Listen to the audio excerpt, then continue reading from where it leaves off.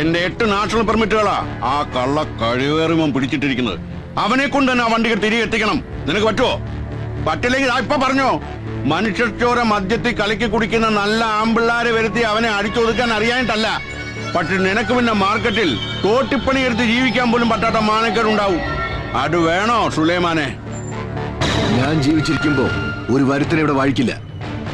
അവൻ പിടിച്ചെടുത്ത ലോറികൾ ജോസേട്ടന്റെ വീട്ടുമുറ്റത്ത് എത്തിയിരിക്കും. ഉറപ്പാണോ? ഇതിന്റെ പ്രസ്റ്റീജാ. പൂളാൻ പറഞ്ഞവനെ പോസ്റ്റ്മോർട്ടം ചെയ്തിട്ടേ വരൂ സുലൈമാൻ.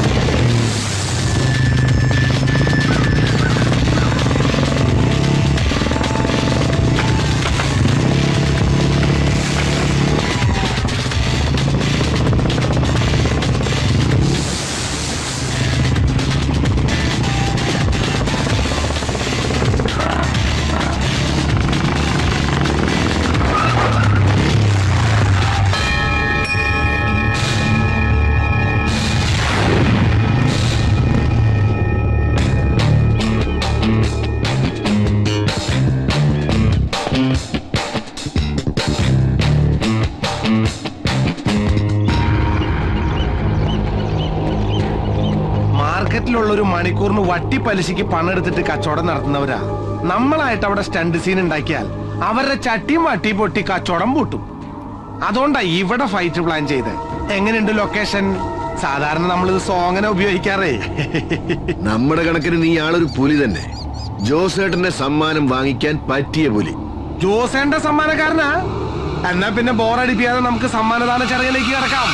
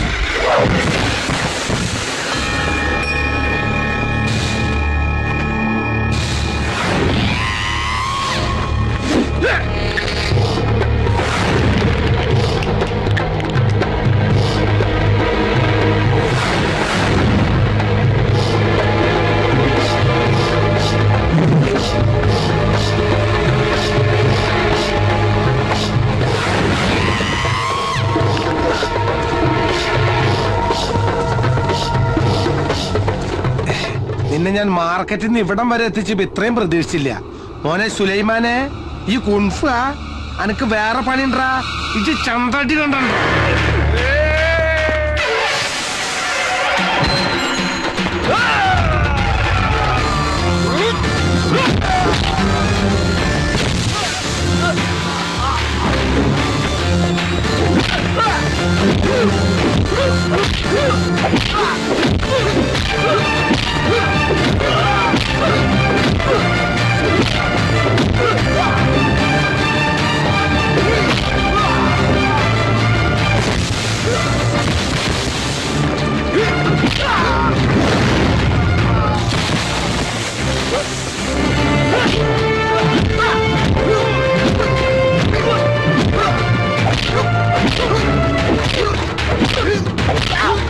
Ah!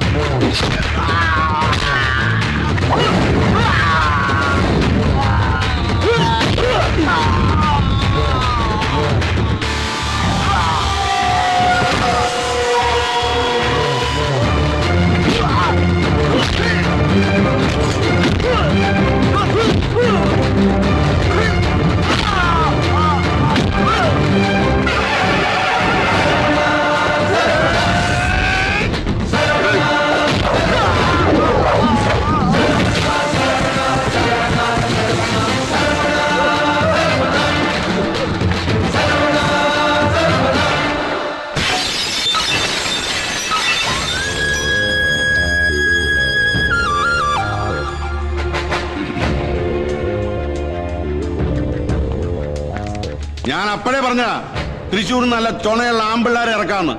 നാണം കെട്ട് വന്ന് നിൽക്കുന്നു.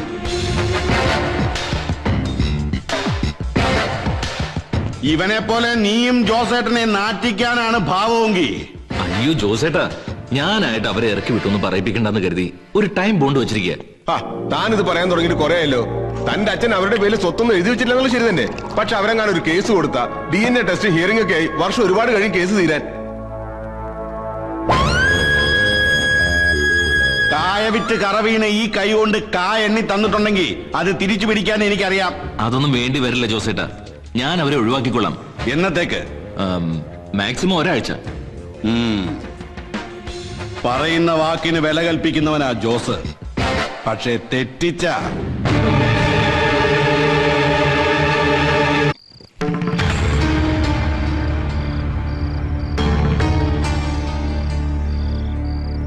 യാത്ര പറയാൻ വന്നതാ.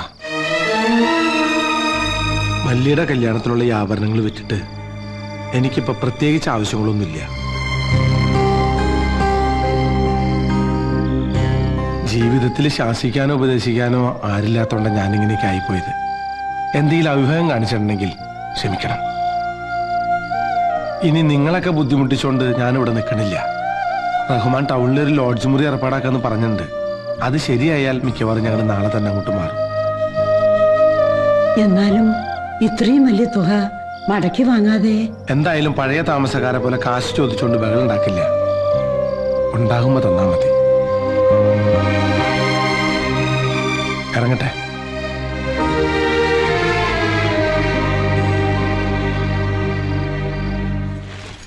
ശരവണ, ഇതാ അച്ചാർ ഐറ്റംസ്. അയ്യോ, എന്റെ ജീവാമൃതം. ശരവണ, അഡ്വാൻസ് ആയിട്ട് കൊടുത്ത 1,00,000 രൂപ മടക്കി വാങ്ങാതെ ഇവിടം വിട്ട് പോകുന്ന അത്ര നല്ല ബുദ്ധിയല്ലെന്നാ എനിക്ക് തോന്നുന്നത്. ഇനി കൊടുത്ത കാശ് കിട്ടാൻ വേണ്ടി പുതിയ വാടകക്കാരെ നമ്മൾ തന്നെ സംഘടിപ്പിച്ചു കൊടുക്കേണ്ടി വരുമോ?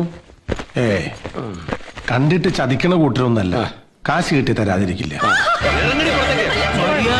നീ ഒന്ന് അനുസരിക്കില്ലല്ലേ? എന്താടി വീട്ടിൽ വന്ന് അമ്മയുടെ അടുത്ത് പറഞ്ഞാൽ ഞാനങ്ങ് പേടിക്കുന്നു കഴിയും. പൊളിച്ചെടുക്ക്, ജീവനോടെ കുഴിച്ചു മൂടും ഞാൻ.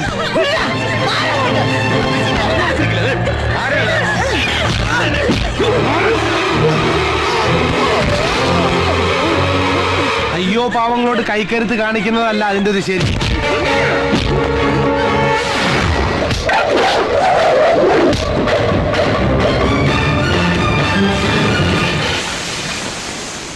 ഇനി ഒരു അടി മുന്നോട്ട് വെച്ചാ വച്ച് നോക്കടാ.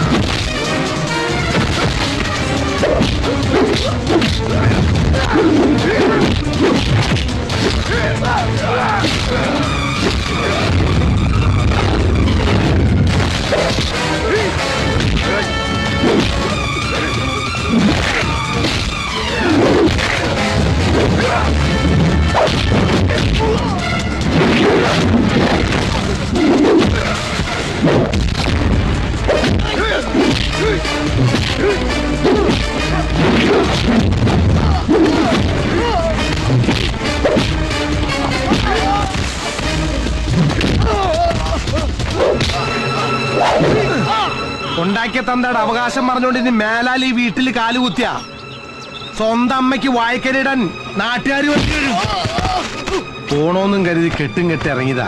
പക്ഷെ ഇപ്പൊ പോയാൽ ശരിയാവില്ല. ഇനിയാണ് ഇവിടെ കളി നടക്കുന്നത്, കളിയുടെ പൊടിപൂരം. പോയി വാ ശീക്രം.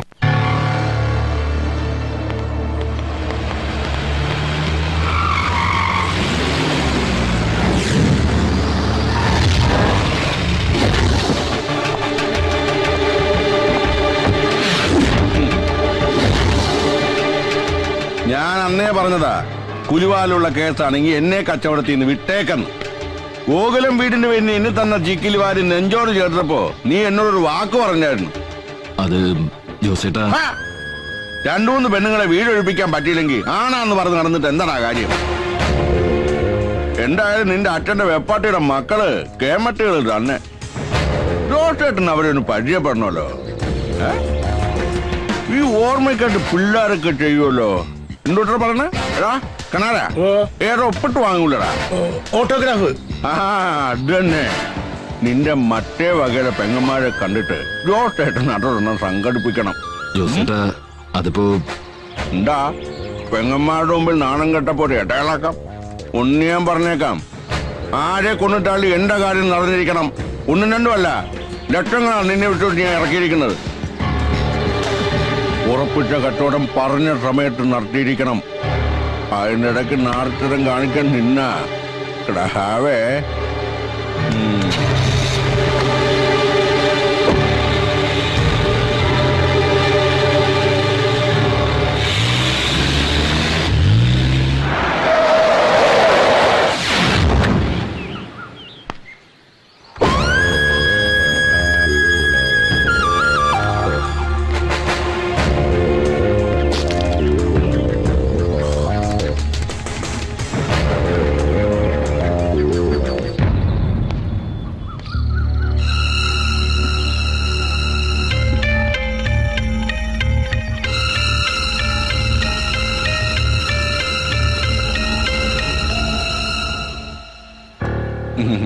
ഞാൻ ജോസേട്ടൻ എല്ലാരും വിളിക്കുക.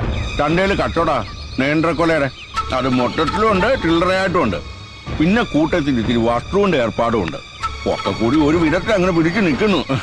ഇതൊക്കെ ഞങ്ങളോട് പറയാൻ ആ പെമ്പിള്ളാരാ ഇങ്ങനെ വേണം.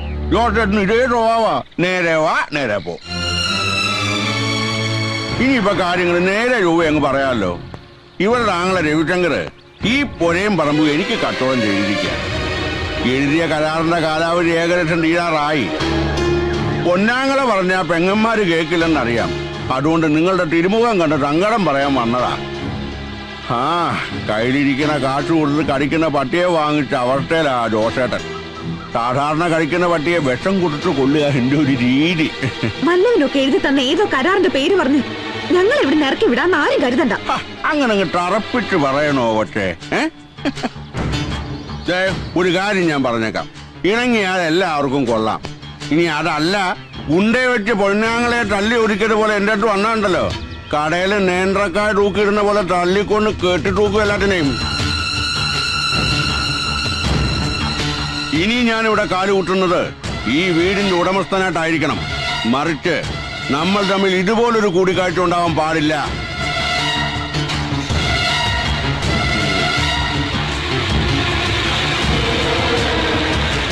ജോസേട്ടാ,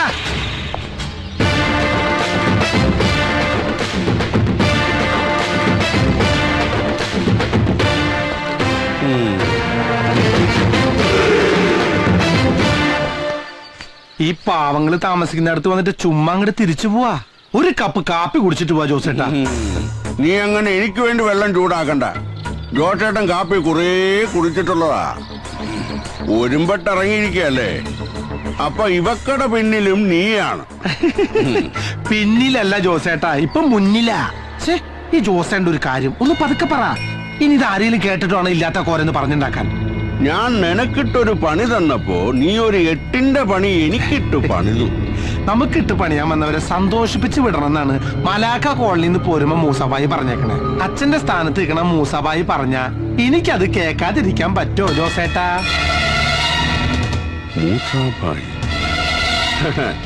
നിന്റെ ചോരത്തിളപ്പടിക്ക് മനസ്സിലാവും. പക്ഷേ കട്ടിക്കും ടോക്കിനും അത് അറിയണമെന്നില്ല. ഈ ഇളം പ്രായത്തിൽ തന്നെ അങ്ങ് പോണോ? ഇത് കണ്ടോ, ആയുർരേഖ 80-ന് മുകളിലാ. തന്റെയും പുക കണ്ടേ ഞാൻ പോവൂ.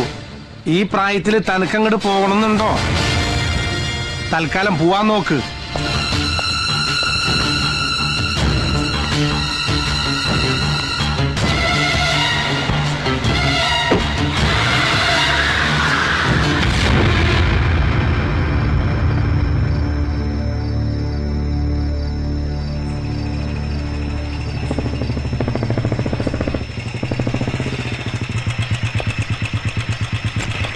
പോയ കാര്യം വല്ലതും അറിഞ്ഞോ മോനെ?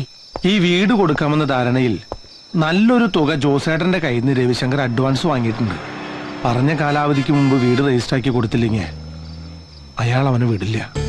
ആഗ്രഹിക്കുന്നത് എന്തും കൈപ്പിടിയിലാക്കണമെന്ന് വാശിയുള്ളവനാ രവിശങ്കർ. ഇവരുടെ ചോരയാണെന്നൊന്നും പറഞ്ഞിട്ട് കാര്യമില്ല. വീട് വിൽക്കാൻ വേണ്ടി എന്ത് അനുക്രമം കാണിക്കാനും അവൻ മടിക്കില്ല. ഈശ്വരന് മാത്രമേ അറിയാവൂ എന്തൊക്കെയാ നടക്കാൻ പോകുന്നത്. ഞങ്ങൾക്ക് ആരാ ഉള്ളത്? അങ്ങനെയൊന്നും ചിന്തിക്കണ്ട. മനസ്സ് തുറന്ന് എന്തെങ്കിലും പറയണമെന്ന് തോന്നുമ്പോ എന്നോട് പറയാലോ. ഒരു മകനെ പോലെ കരുതിയാ മതി.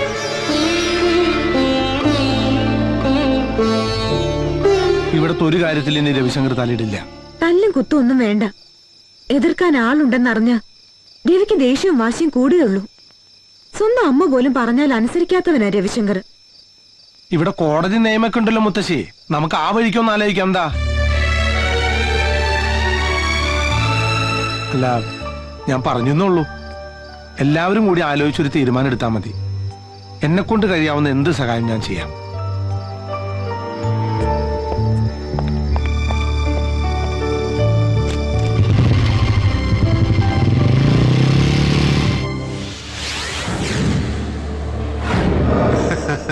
ഞാൻ എത്തിയിരിക്കും. May I come in, sir? Yes, okay, don't worry, I will be there within 15 minutes, right? Good morning, sir. Good morning. ഇരിക്കെ. യെസ്, പറയൂ. Sir, 20 വർഷത്തിലേറെയായി എന്റെ അമ്മയ്ക്ക് അവകാശപ്പെട്ട വീട്ടിലാ ഞങ്ങൾ താമസിക്കുന്നത്. ഇപ്പൊ ആ വീട് ഒരു റിലേറ്റീവ് ഞങ്ങളുടെ സമ്മതമില്ലാതെ മറ്റാർക്കോ വിൽക്കാൻ ശ്രമിക്കുന്നു. ഇതിന്റെ പേരില് 2 വട്ടം ഗുണ്ടാ ഭീഷണി വരെ ഉണ്ടായി. റിലേറ്റീവ് എന്ന് വെച്ചാ? അത് ശരിക്കും പറഞ്ഞാൽ അച്ഛന് 2 ഭാര്യമാരാ. ആദ്യ ഭാര്യയിലെ മകനാണ് വീട് വിൽക്കാൻ ശ്രമിക്കുന്നത്. അപ്പൊ ആങ്ങളെയും പെങ്ങളും തമ്മിലുള്ള അവകാശ തർക്കമാണ്. ശരി ശരി, ഒരു റിട്ടേൺ കംപ്ലൈന്റ് എഴുതി കൊടുക്ക്. ഞാൻ വിശദമായിട്ടൊന്ന് അന്വേഷിക്കട്ടെ. Thank you, sir. എന്തായി? പുതിയ അസിസ്റ്റന്റ് കമ്മീഷണറാ. കംപ്ലൈന്റ് എഴുതി കൊടുക്കാൻ പറഞ്ഞു.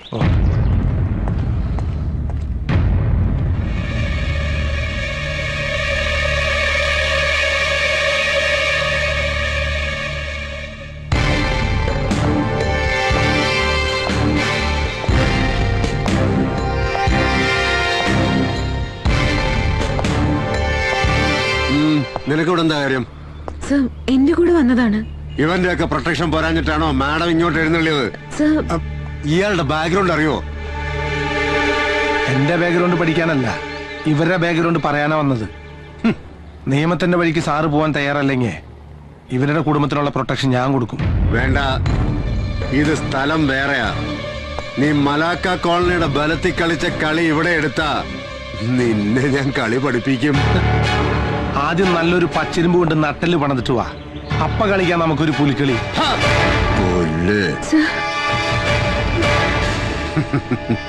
ഇപ്പൊ പിടിച്ചകത്തിട്ട് നിന്റെ പ്രാണനെ ഊറ്റിയെടുത്താ പോലും ഒരു പുല്ലിനും ഈ രാമനാഥനോട് ചോദിക്കില്ലടാ. അടങ്ങി ഒതുങ്ങി ജീവിച്ച നിനക്ക് കൊള്ളാം.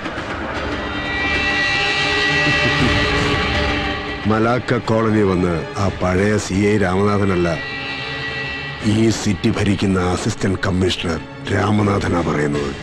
കരുതിയിരുന്നോനെ.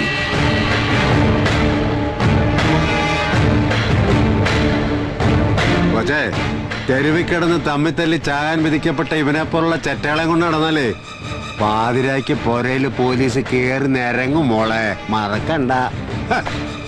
ആ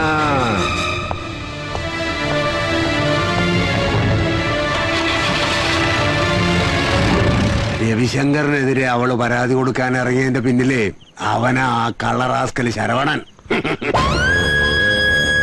പഠിച്ചു കിടക്കേണ്ട പ്രായത്തില് വിശന്ന് പൊരിഞ്ഞ വയറിൽ മുണ്ട് മുറുക്കി കെട്ടി കൊച്ചിയിലേക്ക് നാട് വിട്ടു വരുമ്പോ മനസ്സിൽ അന്നേ തീരുമാനിച്ചു വിശപ്പിന് മുന്നിലെന്നല്ല എവിടെയും തല ഒഴിക്കില്ലെന്ന്. അന്ന് മുതൽ സ്വന്തം അപ്പന്റെ മുന്നിൽ പോലും നെഞ്ചു വിരിച്ചു നിന്നിട്ടുള്ളൂ ജോസേട്ടൻ. ആ എനിക്കിട്ടാ അവൻ പണിയുന്നത്.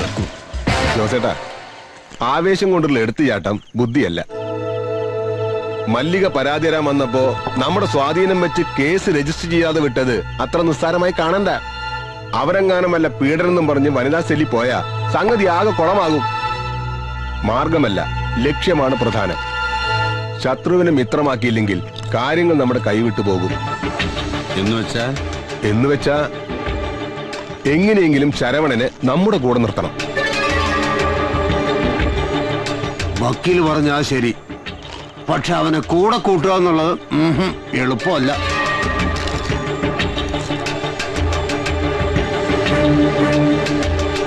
ഒരു കാലത്ത് ആളുകളെ കിടുകിടാ വിറപ്പിച്ച മൂസാഭായിയാണ് അവന്റെ തലതൊട്ടപ്പൻ. അയാള് വിചാരിച്ചാൽ മാത്രമേ